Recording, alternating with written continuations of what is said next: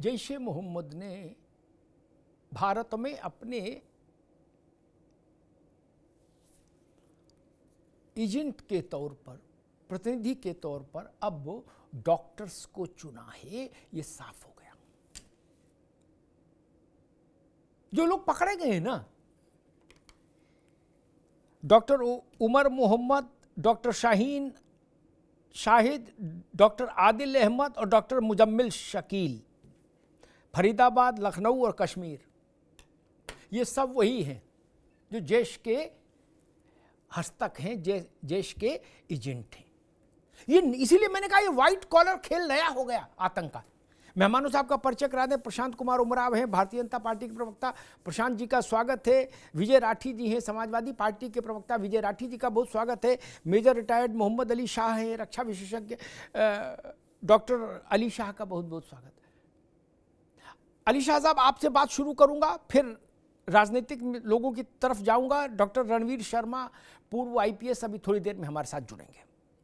Major साहब, ये जो कल घटना घटी, जब हमने ऑपरेशन सिंदूर किया तो ये कहा कि हम इसको स्थगित कर रहे हैं, लेकिन अगली बार फिर ऐसी ही कोई वारदात हुई तो भारत इसको अपने विरुद्ध युद्ध मानेगा।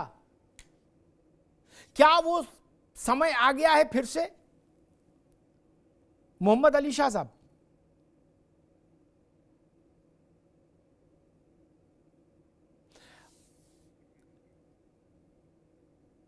अच्छा, मुझे लग रहा कुछ तकनीकी समस्या है अभी मोहम्मद अली शाह तक। विजय राठी जी, आपके पास आता हूं। वही प्रश्न, क्या अब ये वो समय आ गया है जो हमने ऑपरेशन सिंदूर 1 के समय कहा था कि अगर ऐसी घटना दोबारा घटी तो भारत उसको युद्ध मानेगा अपने विरुद्ध? क्या वो समय आ गया है आपकी दृष्टि में?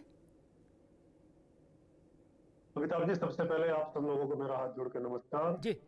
और जो भी इस ब्लास्ट में जो मृतक हैं और घायल, मेरी संवेदनाएं उनके प्रति, और जो मृतक है उनके प्रति हमारी श्रद्धांजलि हम सब लोग पार्टी की तरफ से भी अर्पित करते हैं। देखिए, जो आपने सवाल किया कि क्या वो समय आ गया है, वो समय तो हम लोग बहुत पहले से बोल रहे हैं कि वो आ चुका था, आ नहीं गया है। अभी 2025 अप्रैल में जब पहलगाम का हमला हुआ, हमने तो सब पार्टियों ने मिलकर तब भी ये कहा था कि अब सबक सिखाने का समय आ चुका है। सारी पार्टियां साथ थी, किसी ने कुछ नहीं किया। लेकिन होता क्या है, तुरंत पूरा देश साथ खड़ा होता है। लेकिन ये भारतीय जनता पार्टी वाले लोग जो है, जो सरकार है, ट्रंप उसको पता नहीं क्या कराते हैं, कैसे कराते हैं, वो तुरंत जो कार्यवाही होनी चाहिए थी वो नहीं होती है। ये पूरे देश ने देखा, बहुत छीछा लीडर उसमें पूरे देश की हुई। हम तो आज भी कह रहे हैं, सारी पार्टियां जितने भी लोग हैं सब इनके साथ हैं। सही तरीके से उसकी जांच कराओ और जो भी दोषी हो उसे बिल्कुल मत छोड़ना। बिल दोबारा से सुनना, बीजेपी के प्रवक्ता बोलेंगे कुछ ना कुछ बाद में, उनको बिल्कुल मत छोड़ना। पूरा विपक्ष, समाजवादी पार्टी, सब लोग आपके साथ है। लेकिन आप इलाज तो करिए। लेकिन इलाज नहीं होगा इन पे। 56 इंच की छाती पता नहीं कहां चली गई है। अगर आप देखें, सबसे ज्यादा हमले में देख रहा था 2014 से और 25 के बीच, तो लाइन लगा करके हमले, पठानकोट, उड़ी, अमरनाथ, पुलवामा, पहलगाम में तो छोड़ दीजिए, ये तो अभी आ गया इसी में। और सबसे बड़ी बात देखिए, एक होता है आत्मविश्वास। ये लोग क्या है, ये लोग हर चीज पे लगे रहते हैं, चुनावी मोड में रहते हैं 12 महीने 24 घंटे। लेकिन देश की सुरक्षा के नाम पे इन्होंने ऊपर वाले के हवाले वो छोड़ रखा है। और एक स्लोगन इन्होंने बहुत पहले बोला था कि आत्मनिर्भर बनो, तो मुझे लगता है उसके लिए भी नागरिकों को इन्होंने बोला है कि भाई अपनी सुरक्षा तुम स्वयं करो, हम तो चुनावी मोड में रहेंगे। आप एक चीज मैं आपसे बता दूं अमिताभ जी, आप इस चीज को नोट करना कि हम सब लोग ये बोल रहे हैं कि हम आपके साथ हैं, सही से जांच करो, जो दोषी है उसे सजा देना।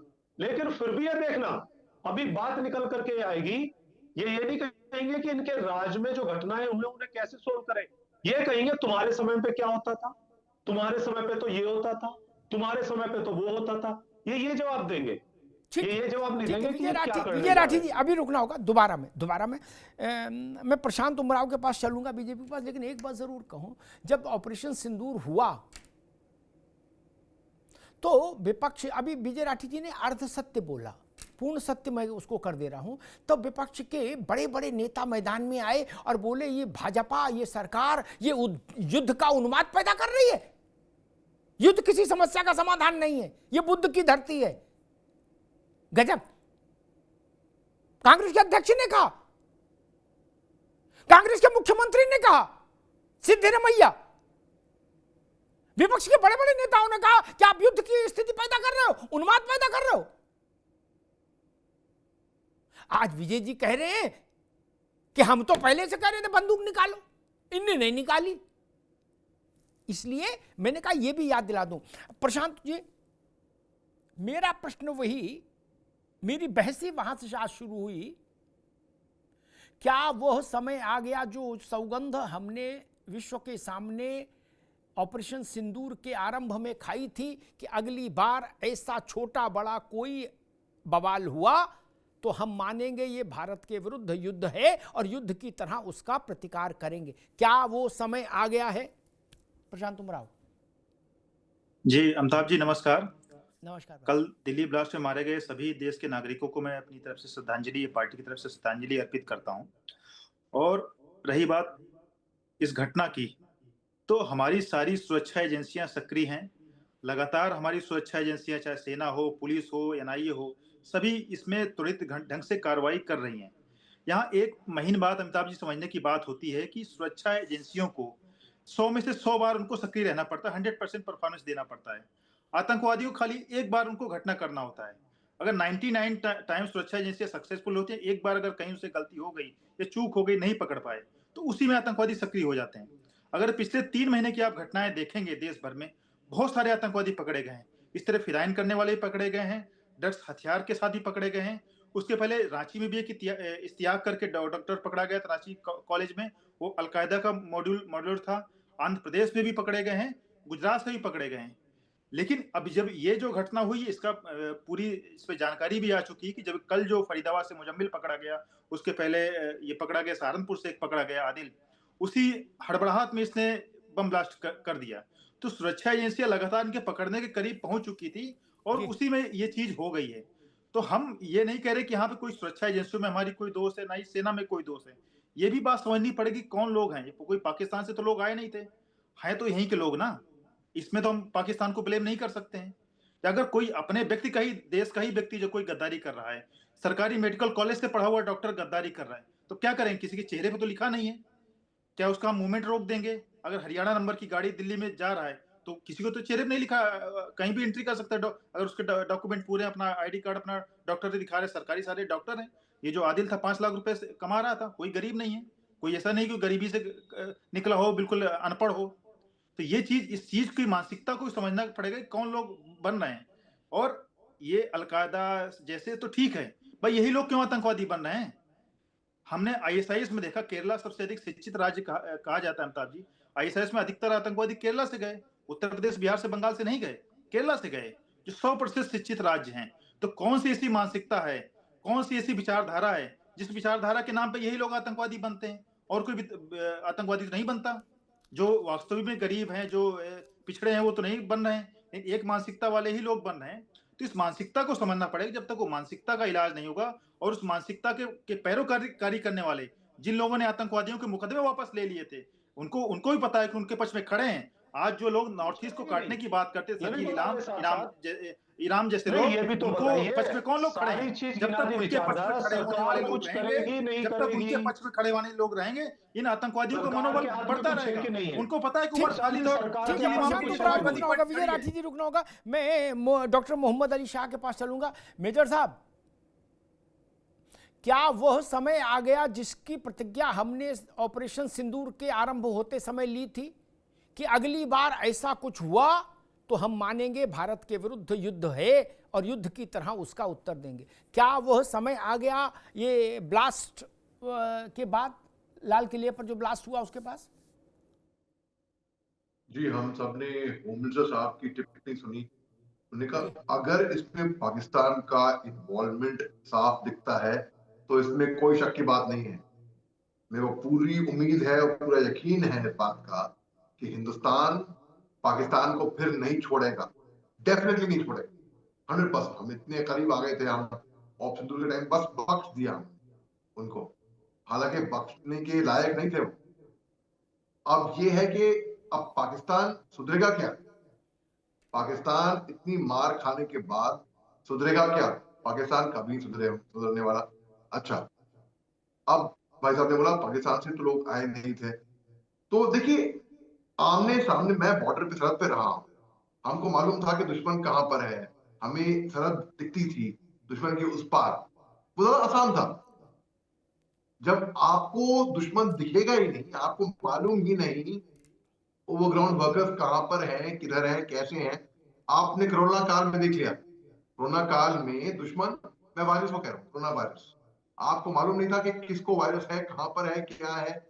आप तो अपने बचाव के लिए मास्क लगा रखे थे। तो वैसे ही जब आपको दुश्मन नहीं दिखेगा, ज्यादा घातक और ज्यादा खतरनाक है वो। और आप देखिए सहारनपुर, फैजाबाद, आप लिंक करके देखिए अगर। और मेरी आदत है कि मैं शक की नजर से देखता हूं, सिक्योरिटी पॉइंट ऑफ व्यू से। और अगर मैं शक की नजर से देखूं और अगर मैं कड़ियां जोड़ूं, अभी वो हालांकि कुछ पुष्टि हुई नहीं है, लेकिन अगर मैं शक की नजर से देखूं तो मेरे को दिख रहा है कि भाई देखो, कल शाम कोई एनआईए की टीम, एनएसजी की टीम घटनास्थल पे पहुंच गई थी। अब टायर ब्लास्ट या सीएनजी ब्लास्ट पे तो एनर्जी निकलती नहीं है, वो अपने बैरक से तब निकलेगी जब कुछ बड़ा कुछ घटना है।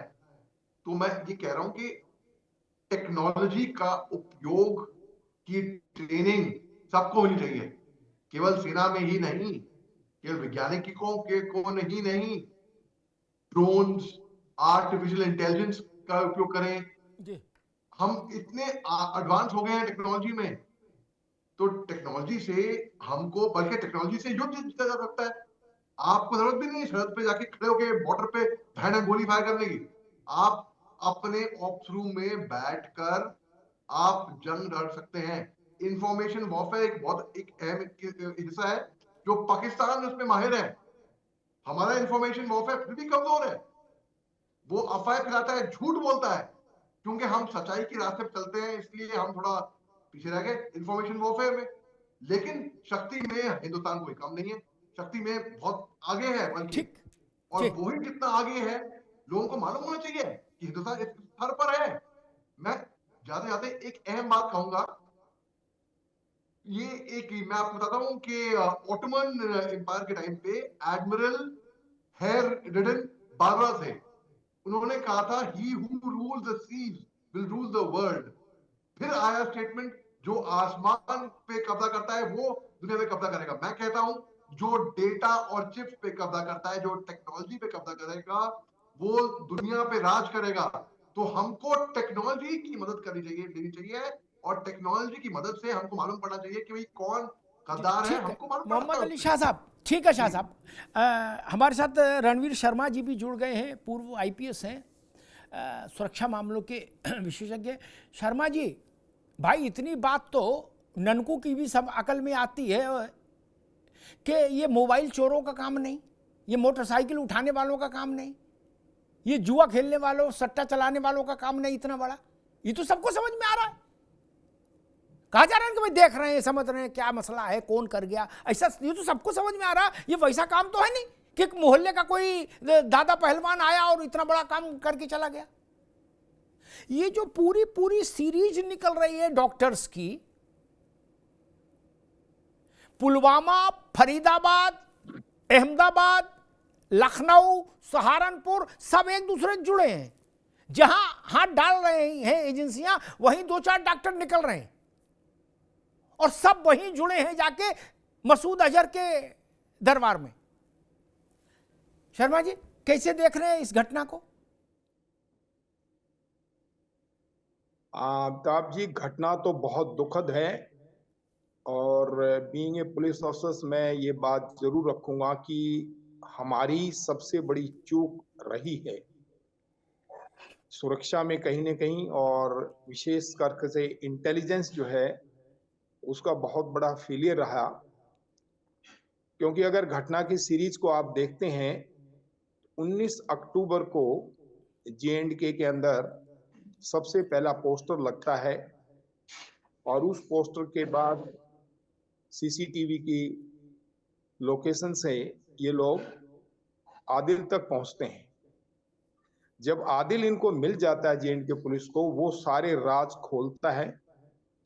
उन्होंने उसको अच्छी तरह से जितना भी इंटरोगेशन कर सकते थे किया और फरीदाबाद पुलिस को बुलाया और फरीदाबाद पुलिस वहां पहुंच गई और उसके निशानदेही के ऊपर ये सारा आरडीएक्स जो करीब करीब 2,500 किलो था वो पकड़ा गया और उसके साथ असला भी पकड़ा गया।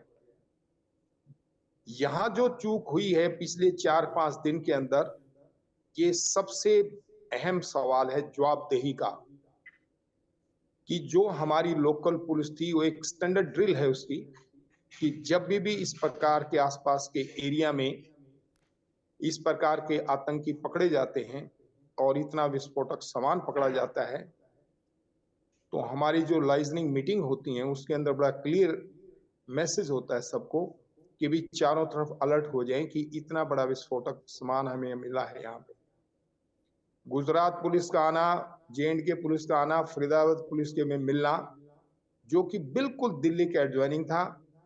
अगर थोड़ा सा भी पुलिस चौकन्ना रहती और ये सर्च ऑपरेशन सारे दिल्ली में अलर्ट होता, सारी नाकाबंदी और पेट्रोलिंग होती,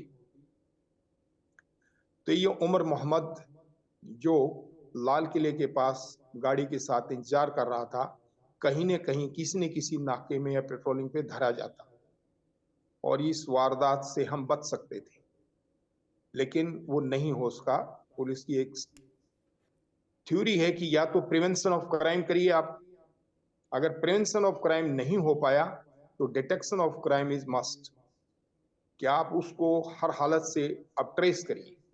ये अब सारी जो पुलिस एजेंसीज हैं, सेंट्रल एजेंसीज हैं, उनके लिए चैलेंज है बहुत बड़ा और उस चैलेंज को इन्हें एक्सेप्ट करना चाहिए। शर्मा जी, और हर हालत आपके से तजुर्बे से चाहिए।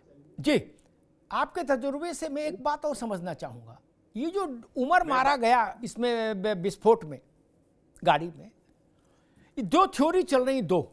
एक कही जा रही है कि उमर ही आत्मघाती था, उसने उसको यही करना था, उसने अपना बटन दबा दिया। एक दूसरी थ्योरी है उमर के आकाओं ने उमर को भी नहीं बताया गाड़ी में क्या है और रिमोट पर लेके उमर को उड़ा दिया। बोले उमर पकड़ा जाएगा तो बवाल बहुत होगा, बोले इसको भी फौत करो, अल्लाह के पास भेजो। आपको कौन सी थ्योरी ज्यादा लॉजिकल लग रही है शर्मा जी? उसी बात पे आ रहा था, मैं पूरी करने जा रहा था, आपने बीच में रोक लिया मुझे। एनी हाउ, हम ये कह रहे थे कि भाई आदिल के बाद की जो कड़ियां हैं और वो कड़ी जो लाल किला तक उमर के साथ आई है, उमर का कनेक्शन जो साहिना बेगम पकड़ी गई हैं डॉक्टर साहब, उनका उसी हमारी जो यूनिवर्सिटी है फरीदाबाद की, धोजवारी यूनिवर्सिटी, वहां से उनका कनेक्शन है और एक दूसरे से इंटर कनेक्शन है। ये तफ्तीश में या इंटरोगेशन में अच्छी तरह से आ चुका था। यहां पे जो चूक हुई है ये सबसे बड़ी थी कि जब इंटरोगेशन में यह चीज आज की है कि भी इन्होंने अब अपना पूरा गैंग, पूरा जाल चारों तरफ बिछा रखा है और खासकर ये बड़े सिटीज में अभी अगले 15 से 20 दिन हमें अलर्ट रहना पड़ेगा, खासकर पुलिस को अपनी सर्च के अंदर भी और प्लस अपनी नाकाबंदी के अंदर भी और पेट्रोलिंग के अंदर भी और रेड्स के अंदर। सेंट्रल एजेंसीज की और इंटेलिजेंस एजेंसीज जो हैं उन्हें लगातार रेड पे रेड, एक से एक कनेक्शन अभी मिलते चले जाएंगे। अभी बड़ी सिटीज में पहुंचना है, इन्हें बॉम्बे भी पहुंचना है, कलकत्ता भी पहुंचना है और फिर इसका जो इंटर कनेक्शन पाकिस्तान से मिलेगा या जैसे मोहम्मद से जैसा स्थापित हो रहा है वो मिलेगा, वो देखने वाली कड़ी रहेंगी। जो आपने सवाल किया है कि उमर का, कि उमर वाला जो सवाल है, इसमें 3 थ्योरी हो सकती हैं। ये तो स्थापित हो गया कि भी इनका जो अल-अलहा यूनिवर्सिटी है धौज वाली, वहां से इनका कनेक्शन था।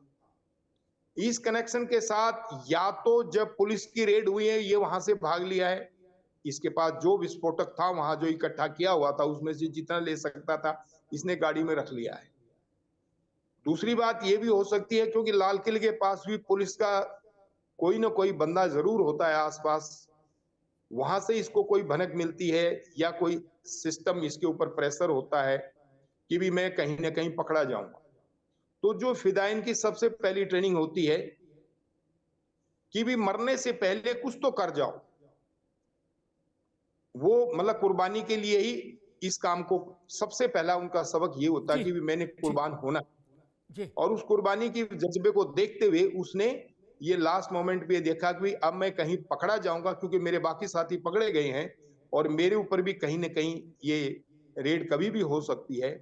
तो ये वो गाड़ी लेकर के वहां से निकला हुआ है, और अभी तो आगे तफ्तीश में और सारी चीजें खुल के आएंगी। ठीक है शर्मा जी, ये शर्मा जी, गाड़ी, मेजर साहब, मोहम्मद अली शाह साहब, आपकी विजडम क्या कहती है? ये जो उमर है, ये आत्मघाती था या इसको निपटाना, इसको जिवह करना इसके बॉसेस के लिए अब जरूरी हो गया था, क्योंकि अगर उनको बचना है तो उमर को मरना ही पड़ेगा?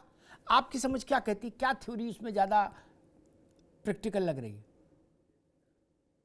जी, मैं शर्मा जी की बात से इत्तेफाक रखता हूं कि जो फिदाइन होते हैं, जो सुसाइड बॉम्बर होते हैं, ये कुछ करने आते हैं, ये इनका मकसद ही ये होता है कि हम बस मर जाएंगे, उसके बाद हम तो मरेंगे ही मरेंगे, साथ में जितनी कैजुअलिटी कर सकें उतनी कैजुअलिटी कर लें।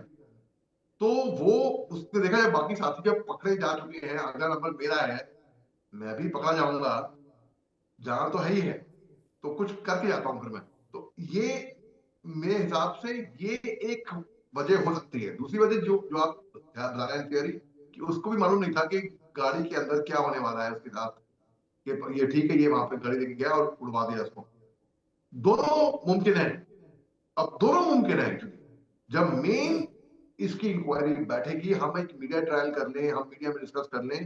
देखिए, मेजर मोहम्मद अली शाह के कहने से ये थोड़ी कि जो इंक्वायरी है उसका डिसीजन बदल जाएगा, लेकिन हाँ, हम एक आकलन जरूर कर सकते हैं और एक अंदाजा जरूर लगा सकते हैं। मगर अल्टीमेटली जो एंड रिजल्ट है, जो एंड बात है, क्या इसके पीछे हुआ, वजह, सब कुछ, प्लानिंग, मोडस ऑपरेंडी, सब कुछ इंक्वायरी के बाद निकल कर आएगी। ठीक और बात एक है बात और है जो मेरे को जी। बहुत अहम बात है, एक बहुत अहम बात है, ये भी हो सकता है कि आतंकियों का मकसद बेसिकली कुछ और हो, और बड़ा हो। बेसिकली ये हमारा ध्यान बटाने के लिए बस ये किया, और अंजाम को और बड़ा कुछ करें। इसके लिए मेरी दरखास्त है सबसे कि सतर्क रहें, अपनी हिफाजत अपने हाथ में है।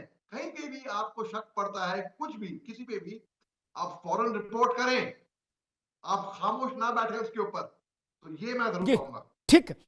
विजय राठी साहब, जी अपोजिशन के हिसाब से, विपक्ष के दृष्टिकोण से, अब हम जिस मोड़ पर आ गए हैं, उस मोड़ के बाद अब क्या कार्रवाई होनी चाहिए, क्या कदम उठाया जाना चाहिए?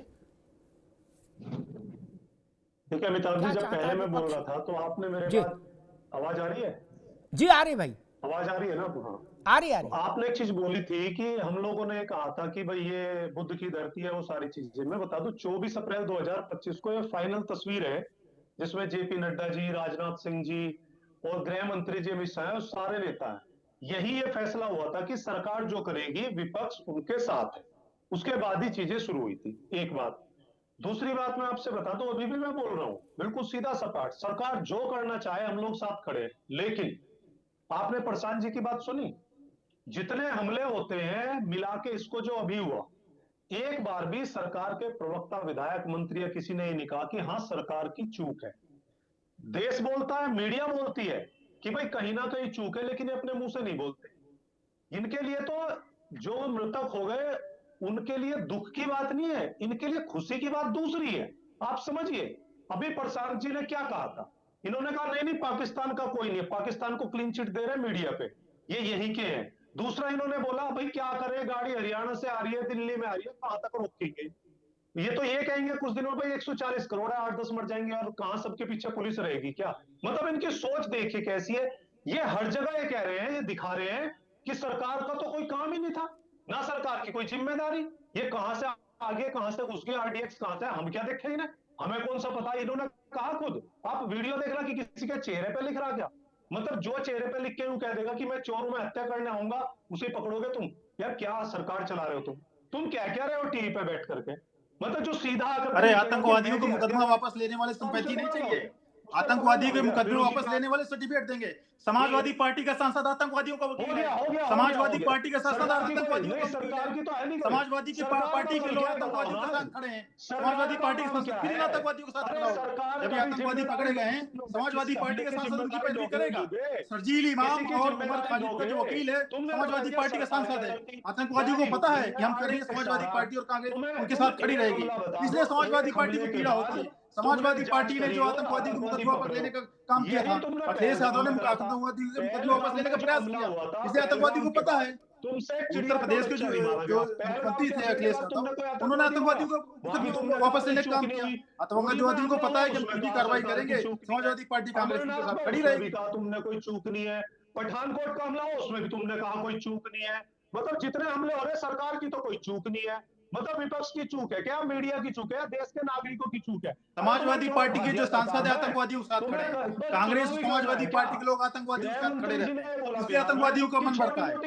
जो आतंकवादियों के समर्थक पार्टियां हैं, उनके मन से आतंकवादी जो हमले कर रहे हैं। जिम्मेदारी लोग है, कुछ जिम्मेदारी लोगे तो बताओ। आज तो अखिलेश यादव जिम्मेदारी लेंगे जो आतंकवादियों के साथ जो गलबैया करने वाले आतंकवादी, जो अखिलेश यादव जिम्मेदारी लेंगे, समाजवादी पार्टी के सांसद जिम्मेदारी लेंगे जो आतंकवादियों की पैरवी करते हैं, आतंकवादियों की फांसी से बचाने के लिए साइन करते हैं। और विजय राठी रक्षा मंत्री है, विजय राठी रक्षा मंत्री है, अमिताभ अग्निहोत्री गृह मंत्री है। ये समाजवादी पार्टी जिम्मेदारी लेगी कि आतंकवादियों के साथ नहीं खड़े होगी। समाजवादी पार्टी की प्रवक्ता बोले कि वो इनके सांसद आतंकवादियों के साथ नहीं खड़े होंगे, या यह बोल दें, समाजवादी पार्टी आज यह बोल दें कि आतंकवादियों की पैरवी नहीं करेगी, आतंकवादियों की फांसी की सजा माफ कराने के लिए सिग्नेचर नहीं करेगी। समाजवादी पार्टी आज बोल दें कि हम आतंकवादियों के साथ नहीं खड़े होंगे। ये झूठा मूठा क्यों कह रही है सरकार के साथ खड़े? आप सरकार के साथ खड़े हो या न खड़े हो, आपका देश ने देखा है किस तरीके से समाजवादी पार्टी ने आतंकवादियों को वापस लेने का प्रयास किया था, किस तरीके से आज भी समाजवादी पार्टी के जो सांसद हैं आतंकवादियों की पैरवी कर रहे हैं। समाजवादी पार्टी बोले ना कि आतंकवादियों की पैरवी नहीं करेंगे। अभी इन्हीं आतंकवादियों का मुजम्मिल का जब ट्रायल चलेगा तो यही समाजवादी पार्टी कांग्रेस के जो सांसद हैं, इनके जो वकील हैं, उनकी पैरवी के लिए खड़े होंगे। आप लोग जो उनके साथ खड़े हैं इसलिए उसका मन बढ़ा हुआ है। विपक्ष के नेता है, यही तो मैंने पूछा तुमसे। मोदी जी तो विपक्ष के उत्तर प्रदेश के। अरे यही तो मैं तुमसे पूछ रहा हूँ कि आतंकवादियों के साथ खड़े हो, तभी तो हमसे सवाल विजय राठी आतंकवादियों के साथ खड़ा है, आतंकवादियों के साथ खड़ा है विजय राठी समाजवादी पार्टी, विजय राठी अखिलेश यादव आतंकवादियों के साथ खड़ा है। क्यों पैरवी करते हो आतंकवादी? शर्जील इमाम उमर खालिद क्यों पैरवी करते हो? आतंकवादियों से फंडिंग पाते हो क्या? पाकिस्तान से फंडिंग पाती समाजवादी पार्टी, इसलिए आतंकवादियों के साथ खड़ी है। सरकारी नौकरी में भर्ती कैसे? आतंकवादियों की पैरवी समाजवादी पार्टी कपिल सिब्बल करते हैं। महबूबा मुफ्ती के साथ सरकार चला ली तुमने, और कश्मीर में डॉक्टर भर्ती हो गए, जवाब देना समाजवादी पार्टी को। अरे कहां से लाते हो भाई ये हुनर? तो महबूबा मुफ्ती आतंकवादी है क्या? हुनर भाई, महबूबा मुफ्ती आतंकवादी है क्या? तुम महबूबा मुफ्ती हुनर कहां से आया? देश की नेता है। अखिलेश आतंकवादियों के साथ गलबैया करो तुम, आतंकवादियों को मुकदमा वापस लो तुम, सवाल हमसे पूछते हो, आतंकवादी की पैरवी करो तुम, सवाल हमसे पूछोगे। सवाल हमसे कर रहे हो, ये अच्छा है। अरे आतंकवादी की पैरवी तुम कर रहे हो, तुम्हारा सांसद आतंकवादियों के साथ खड़ा है, समाजवादी पार्टी का सांसद आतंकवादियों की पैरवी कर रहा है। समाजवादी पार्टी कहाँ आतंकवादियों के साथ? अखिलेश यादव कहाँ आतंकवादियों के साथ? समाजवादी पार्टी देश में सरकार बनाएगी, हम तुम्हारी बातों का जवाब देंगे, हम भगेंगे अरे नहीं। आतंकवादियों के साथ खड़ी है, मुकदमा वापस करने की प्रयास किए। उसकी इलाहाबाद हाईकोर्ट को चांटा मारना पड़ा अखिलेश यादव को, बोल दिया क्या पद्म श्री दे दोगे?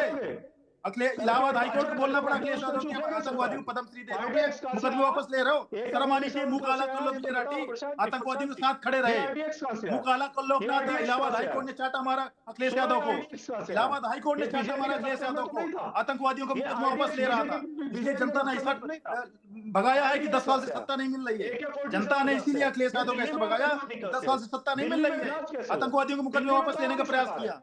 हरियाणा से आतंकवादी मुकदमा वापस लेने का काम अखिलेश यादव ने किया, इलाहाबाद हाईकोर्ट ने उसको रोका। आज समाजवादी पार्टी के सांसद आतंकवादियों समाजवादी पार्टी के सांसद जो है आतंकवादियों की फांसी रुकवाने का प्रयास करते हैं। ये समाजवादी पार्टी के चरित्र है। आतंकवादी पार्टी है, समाजवादी पार्टी नहीं है। ये लोहिया और उनके नाम पे, जयप्रकाश के नाम पे आतंकवादी की पैरवी करने का मुस्लिम तुष्टिकरण के आतंकवादियों के साथ खड़ी है। सरकार आपकी चल रही, सरकार आपकी चल रही है, और आतंकवादी दोनों मित्रों को रोकूंगा, प्रशांत जी को भी, विजय जी को भी, दोनों मित्रों को रोकूंगा।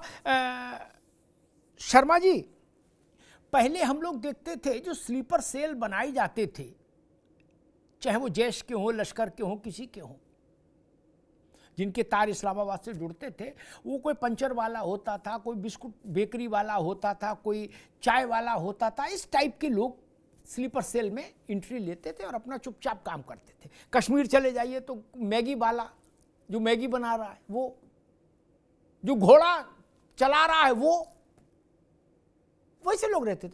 अब ये नया मैं देख रहा हूं तो मुझे लगा कि आपसे भी जरा समझ लूं। अब सब बदल दिया, बोले अंचर पंचर नहीं, बोले अब सीधे डॉक्टर लाओ। क्या ये 7-8 डॉक्टर नप गए पिछले 10 दिन में, और सब क्वालिफाइड डॉक्टर हैं। तो जो काम पहले बिस्कुट बनाने वाला, मैगी बनाने वाला, चाय बेचने वाला, पंचर बनाने वाला कर रहा था, स्पाई के तौर पर, एजेंट के तौर पर, जैश का, लश्कर का, हिजबुल का, अब वो ये डॉक्टर्स पर शिफ्ट कर दिया इन्होंने। रणवीर जी, अच्छा, मेजर साहब,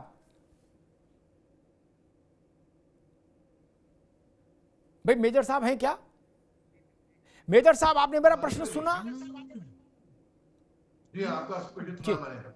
तो ये शिफ्ट हुआ है to white collar job, to white collar job को पढ़े लिखे लोगों को पकड़ना।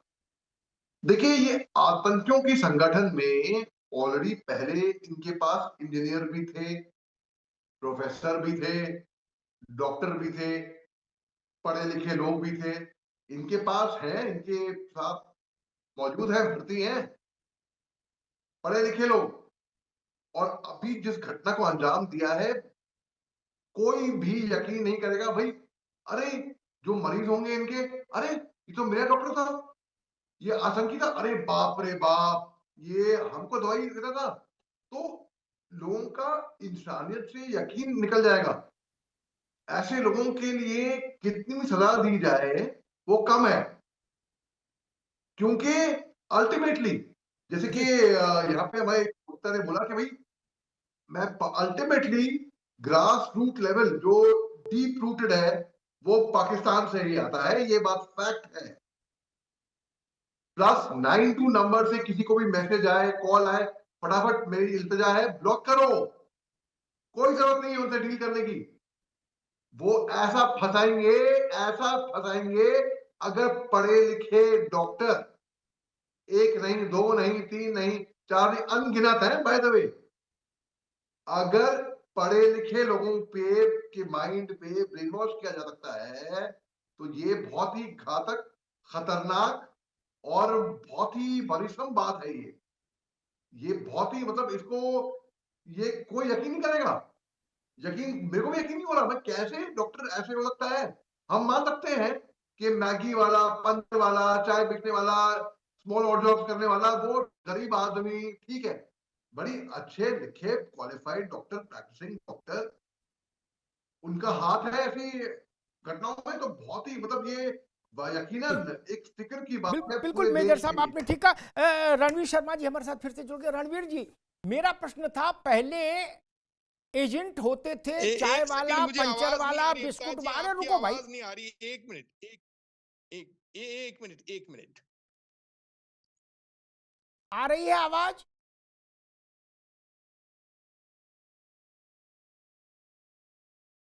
भाई विजय राठी जी, ये जो बात अभी अली शाह कह रहे थे बड़ी महत्वपूर्ण है। पहले ऐसे लोग एजेंट थे जो उनका इस्तेमाल करते थे, चाहे फैजाबाद में ब्लास्ट करना हो और चाहे दिल्ली में ब्लास्ट करना हो। ठीक, कोई लोग होते थे, कोई साइकिल से आया, एक टिफिन छोड़ गया, उसमें ब्लास्ट। ठीक, कोई कुकर ठीक करने वाला है, उसमें ब्लास्ट। पंचर से लेके और कुकर ठीक करने वाले तक का खेल था। अब ये आ रहा है हाईली क्वालिफाइड डॉक्टर्स और इनकी पूरी रेंज। ये तो बड़ा खतरनाक मामला हो गया। डॉक्टर्स का एक मुकाम है सोसाइटी में। ठीक कह रहे हैं अली शाह, आदमी देखेगा क्या, अरे बाप रे बाप, इससे तो मैंने इलाज कराया था। ये डिजाइन तो बहुत ज्यादा खतरनाक है विजय राठी। ये बड़ा दुर्भाग्य है। देखिए, जो इंजीनियर है वो तो हम पहले भी सुनते थे, जैसे अलकायदा, और इसमें हमने देखा सॉफ्टवेयर इंजीनियर या दूसरे तरह के इंजीनियर थे, वो पढ़े लिखे लोग, बहुत हाईली क्वालिफाइड, हम लोगों ने भी सुने इसमें। लेकिन जो डॉक्टर वाला है वो हम पहली बार सुन रहे, देख रहे हैं।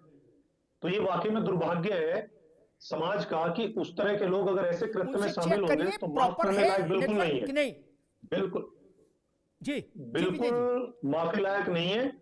इसीलिए हम लोग कह रहे हैं कि इसकी पूर्णतः जांच होनी चाहिए, और भी जितने लोग हैं उनको भी पकड़ना चाहिए, और जो भी मुकम्मल सजा हो, जो ज्यादा से ज्यादा, ताकि एक नजीर बने उस चीज की, वो सरकार को देनी चाहिए। और सरकार को देखिए, ये तो आने वाले समय में पता चलेगा कि आपने तो कहा था जैसे मोहम्मद हो या लश्कर तोयबा हो, कश्मीर से जो लेकर के संगठन पाकिस्तान तक सक्रिय है, इसके तार जुड़ेंगे। लेकिन प्रशांत ने जो नकार दिया शुरू में कि नहीं पाकिस्तान के नहीं, वो यही के, वो पाकिस्तान को क्लीन चिट दे रहे, वो दूसरा एजेंडा चला रहे हैं। आप समझ, नहीं, मैंने कोई क्लीन चिट नहीं दी। क्या यहाँ के नहीं है क्या? है ही क्या नहीं, ये भारत के नागरिक नहीं है क्या? कश्मीर के रहने वाले नहीं है क्या? उत्तर प्रदेश फरीदाबाद से पकड़े गए हैं क्या? समाजवादी पार्टी इनको, आतंकवादियों को वापस मुकदमे नहीं लेगी क्या? समाजवादी पार्टी बताया क्या आतंकवादी की पैरवी नहीं करेगी क्या? समाजवादी पार्टी क्यों आतंकवादियों के साथ खड़ी है? समाजवादी पार्टी के सांसद क्यों आतंकवादियों के साथ कोर्ट में खड़े हैं? समाजवादी पार्टी क्यों सपोर्ट करती है? जब इन्हीं आतंकवादियों पर कार्रवाई होती है तो समाजवादी पार्टी कहती निर्दोषों को फंसाया जा रहा है। जब आतंकवादियों को फांसी की सजा होती है तो समाजवादी पार्टी के लोग उनकी मर्जी पिटीशन फाइल करते हैं। क्यों समाजवादी पार्टी आतंकवादियों के साथ खड़ी होती है? समाजवादी पार्टी आतंकवादियों के साथ क्यों खड़ी होती है? विजय राठी क्यों आतंकवादियों के साथ खड़ा होता है? ये आतंकवादी मानसिकता का व्यक्ति है। ये आतंकवादी मानसिकता व्यक्ति विजय राठी क्यों आतंकवादी के साथ खड़ा होता है?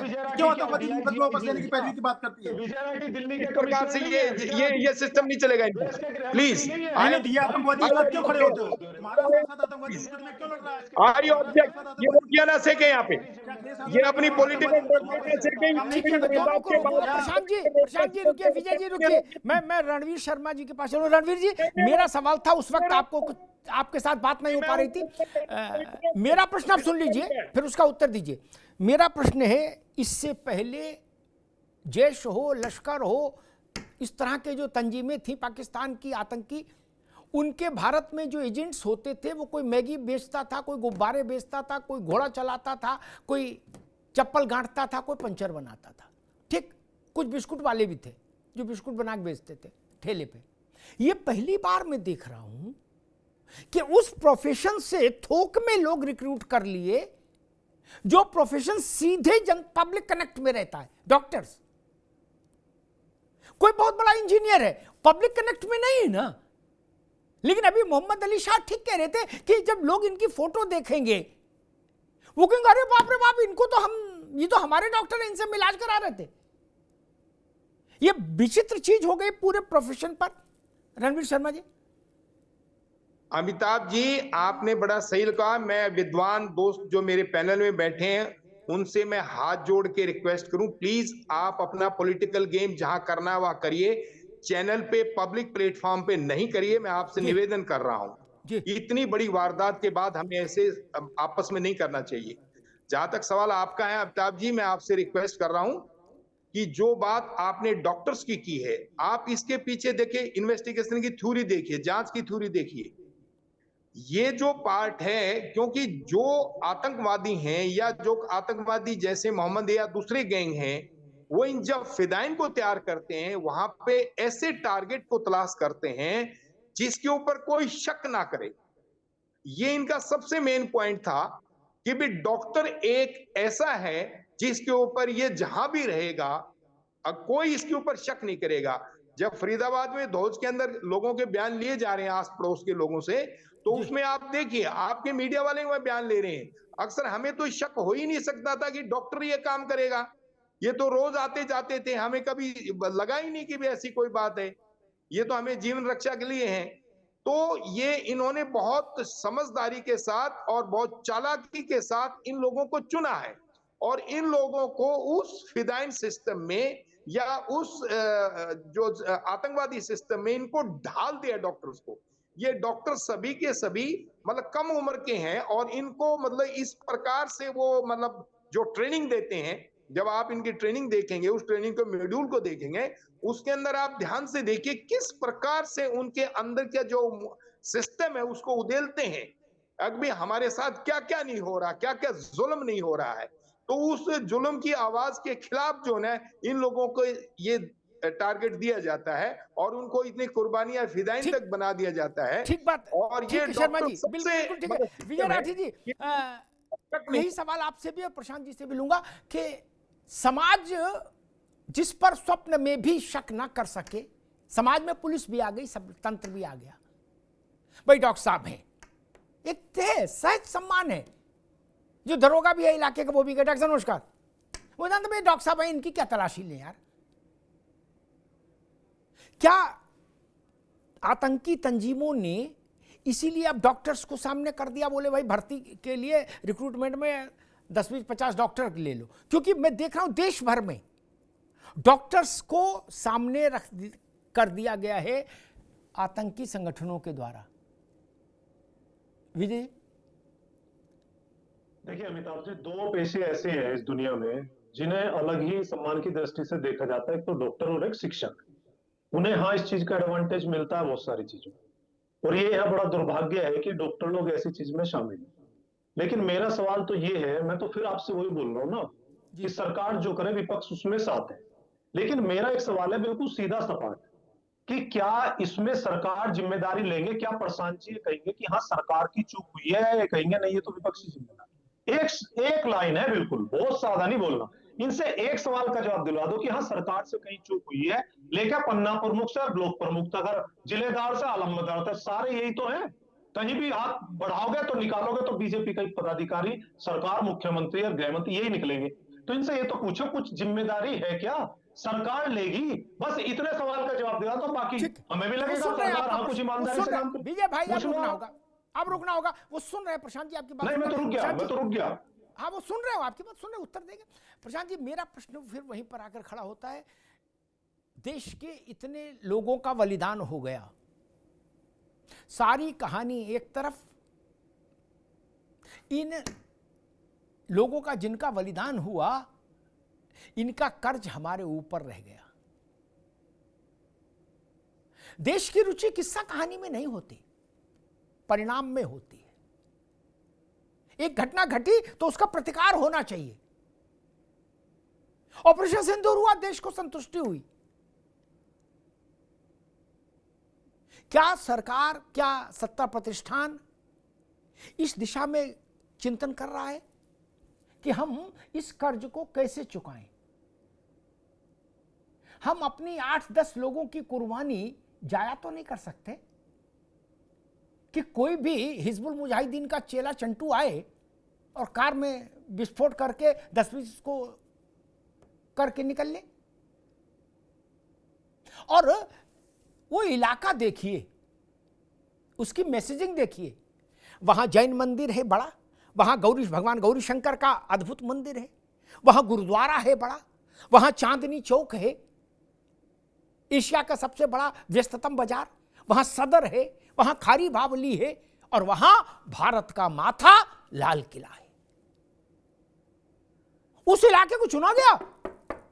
प्रशांत जी देखिए, निश्चित तौर पर सरकारी हमारी जितनी भी एजेंसियां हैं बिल्कुल जागरूक हैं, और पिछले अगर 1 महीने का घटनाक्रम देखेंगे, लगभग 9 से 10 इस तरीके के जो प्लान हुए थे, 9 से 10 इस तरह की जगहों पर आतंकवादी पकड़े गए। गुजरात में पकड़े गए, राजस्थान में पकड़े गए, पंजाब में इस तरह का एक एलईडी आईडी ब्लास्ट जो है वो फ्लॉप किया गया। इस तरह कई जगह इस तरह की घटनाएं हुई हैं, और जब इस तरह की घटनाएं होती हैं, आज देखिए 24 घंटे के अंदर लगभग हमारी एजेंसियों ने इस चीज को क्रैक कर दिया है। तो सरकार से चूक हुई, जिम्मेदारी लेते हो ना? मैं ना बोलूं, मैं ये पूछ रहा हूं जिम्मेदारी है सरकार की जी। अब भैया विजय जी रुको, प्रशांत जी आप अपनी बात जी। और मैं इस चीज को रखना चाहता हूं कि जब भी कोई आतंकी घटना होती है, कोई आतंकवादी पकड़ा जाता है, आतंकवादी की पैरवी समाजवादी पार्टी के सांसद करता है। एक शर्जील इमाम आतंकी जो नॉर्थ ईस्ट को काटने की पैरवी कर रहा था, उसको अखिलेश यादव की सारे पे कपिल सिब्बल उसकी पैरवी कर रहे हैं। जब भी कोई आतंकवादी अपराधी तरह पकड़ा जाता है, समाजवादी पार्टी उसकी पैरवी करता है। अखिलेश यादव ने आतंकवादी को मुकदमे वापस लेने का प्लान करा था। ये जब सरकार से सवाल पूछते हैं, ये बताएं आतंकवादी को पैरवी क्यों करते हैं? हम तो आतंकवादी की पैरवी नहीं करते हैं। और अभी इन्हीं जब आतंकवादियों पर जो कई सारे डॉक्टर गिरफ्तार हो रहे हैं, यही समाजवादी पार्टी कल को कहेगी कि निर्दोष मुसलमानों को फंसाया जा रहा है। यही समाजवादी पार्टी कांग्रेस कहेगी निर्दोष लोगों पर अत्याचार किया जाता है। ये बोले कि हम नहीं सवाल उठाएंगे। हम जब किसी इस तरह की घटना में कार्रवाई होती है, ये लोग आगे खड़े होंगे। मुझे पूरा विश्वास है कि जो बाकी आतंकवादी जेल में इनकी ट्रायल होगा तो प्रिंसिपल खड़ा होगा। अखिलेश यादव कहेंगे जब 2027 को चुनाव होगा, कहेंगे देखो निर्दोष मुसलमानों को भाजपा फंसा रही है। तो जब आतंकवादी की पैरवी समाजवादी पार्टी के ऐसे लोग करते हैं, इसलिए आतंकवादियों का मन बढ़ता है। सरकार जो है पूरी कठोरता से काम कर रही है, सरकार पूरी कठोरता से उन पर दमन कर रही है। लगातार आतंकवादी पकड़े जा रहे हैं, लेकिन विजय राठी जैसे आतंकवादी के समर्थक, विजय राठी जैसे जो आतंकवादी फंडेड लोग हैं, समाजवादी पार्टी अखिलेश यादव आतंकवादी से पाकिस्तानी फंडेड लोग हैं, ये लोग पाकिस्तान की पैरवी करते हैं, आतंकवादी की पैरवी करते हैं। जब ये लोग मैं सुन आतंकवादी रहा की हूँ, पैरवी मैं सुन रहा करते हैं तब अभी आतंकवादियों को आपको मन पता है कि बढ़ता है। पाकिस्तान ये जब को समाजवादी नहीं, पार्टी कभी आतंकवादी पाकिस्तान की को तो पैरवी क्लीन करते चिट हैं, दे दी उनको आपने। मन बढ़ता है, उनको लगता है कि हम कोई भी घटना करप करेंगे जिससे हमारे पीछे कांग्रेस पार्टी और समाजवादी पार्टी खड़ी है। प्रधानमंत्री, ये जो गृह मंत्री, आतंकवादी रक्षा समर्थक मंत्री, विजय राठी है, ये ये लोग समाजवादी ऐसा पार्टी टटोला के नहीं है उठते हैं भैया। कि आतंकवादियों ठीक है के प्रशांत समर्थक जी, विजय- ठीक है विजय जी, आगे बात दोनों के आगे समय कम है मेरे पास। मैं तो एक बात कहूंगा, देश परिणाम चाहता है। Enough is enough. कैसे होना है, क्या होना है, ये सरकार पर है, ये सेना पर है, ये सुरक्षा एजेंसियों पर है, लेकिन देश परिणाम चाहता है। ऐसी कोई भी घटना बिना प्रतिकार के नहीं जानी चाहिए। ये देश का मन है, ये देश के मन की बात है। कोई घटना ऐसी जिसमें आतंक हो, जिसमें पाकिस्तान में बैठे आतंकी समूहों की हिस्सेदारी हो, भागीदारी हो, जिनमें भारत को अस्थिर करने की साजिश हो, उसका बिना प्रतिकार किए खाली नहीं जानी चाहिए। कैसे करना है, ये जो लोग सरकार में बैठे उनकी जिम्मेदारी है, सुरक्षा एजेंसियों की जिम्मेदारी है, सेना की जिम्मेदारी है। लेकिन अगर कोई पूछे भारत का मन क्या चाहता है, तो भारत का मन यही चाहता है, दुष्ट दलन होना चाहिए, दुष्ट दलन होना चाहिए, दुष्टों का संहार होना चाहिए। ये बड़ा खतरा है डॉक्टर्स वाला। अभी तक जो स्लीपर सेल होते थे वो मोटे तौर पर समझ में थे, सुरक्षा एजेंसियां भी उनको पहचानने में अभ्यस्त हो गई थी। लेकिन अब ये जो नई खेप आई है स्लीपर सेल्स की, और ठीक बात है, चाहे भुट्टो रहे हो, चाहे जियाउल हक रहा हो, और चाहे मुशर्रफ, और चाहे ये शरीफ, ये तो आते नहीं कमीज में बम छुपा के यहां, वहां के से तार जुड़ते हैं यहां के लोगों के। ये भी बहुत कष्ट की बात है। हमारे देश में ऐसे लोग जो भारत माता के विरुद्ध पाकिस्तान की आतंकी एजेंसियों का हिस्सा बन जाएं।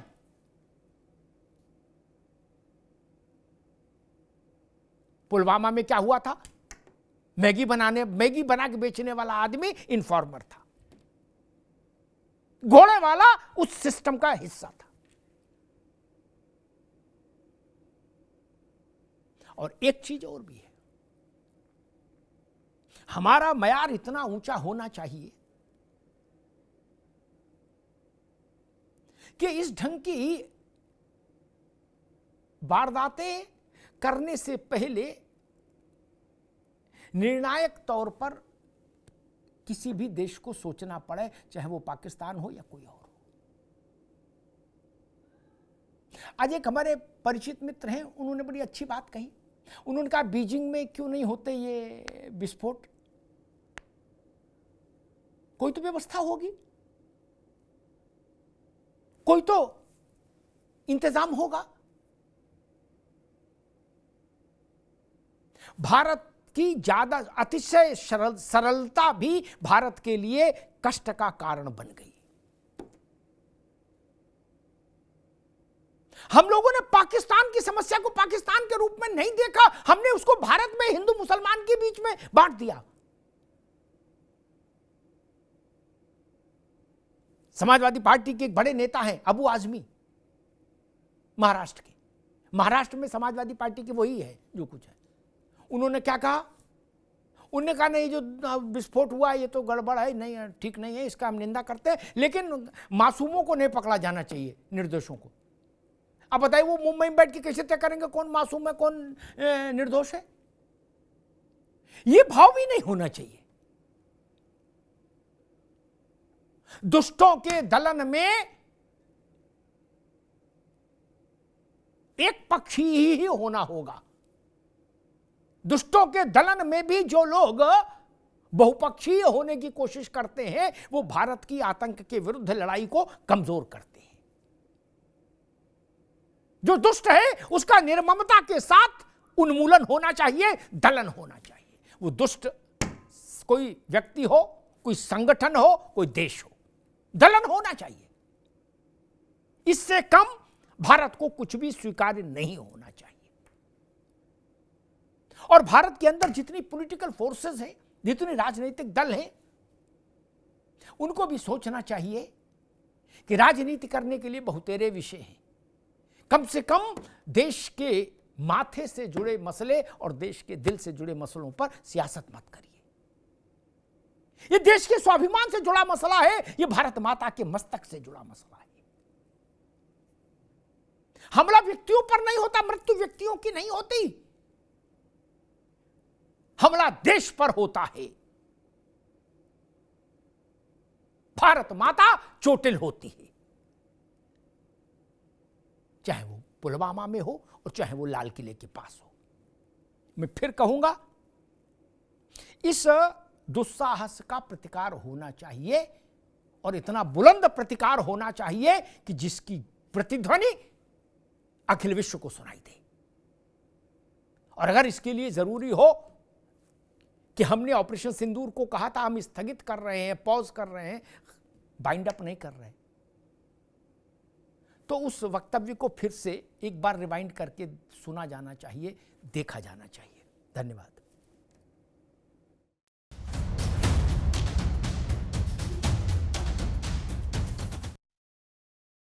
अब उत्तर चाहिए ब्रॉट टू यू बाय आरप्योर का हल्दी मसाला, मिर्च धनिया करे कमाल, सबका राजा आरप्योर मसाला।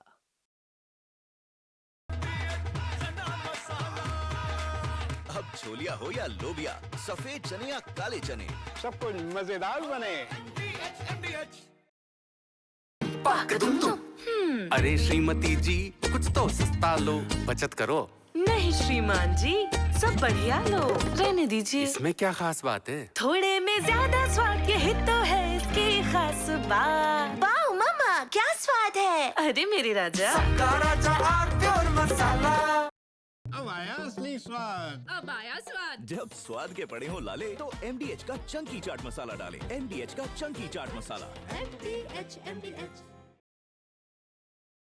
मेरे पास है आरप्योर पाव भाजी का मसाला, आरप्योर पाव भाजी मसाला, पाव भाजी को टेस्टी बना डाला, सबका राजा आरप्योर मसाला। थोड़े में ज्यादा स्वाद, यही तो है इसकी खास बात। वाओ मामा, क्या स्वाद है। अरे मेरे राजा, सबका राजा आरप्योर मसाला।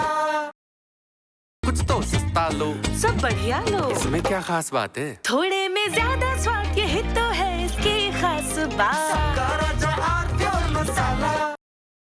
MDH का किचन किंग किचन में हो तो हम सब कुछ बना सकते हैं। बैंगन का भरता, आलू गोभी, भिंडी मसाला और भी बहुत कुछ। MDH।